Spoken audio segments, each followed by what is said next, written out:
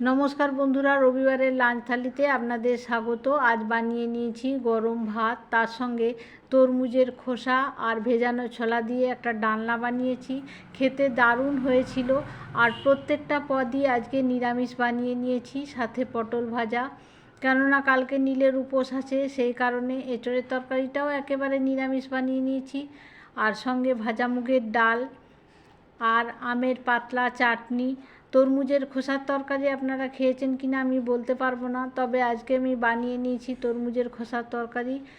খোসার সবুজ অংশটাকে কেটে বাদ দিয়ে ফেলে দিয়ে, আর তরমুজটা তো খাওয়া হয়ে গিয়েছিল, তারপর টুকরো টুকরো করে কেটে নিয়ে দুটো আলুও টুকরো টুকরো করে কেটে নিয়েছি। কড়াতে পরিমাণ মতো তেল, কাঁচা লঙ্কা, জিরে, তেজপাতা ফোড়ন দিয়ে ওই সবজিগুলো কেটে রাখা, যে তরমুজের খোসার যে সবজি, সেটাকে আমি খুব ভালো মতো নেড়ে চেড়ে কষিয়ে নিয়েছি।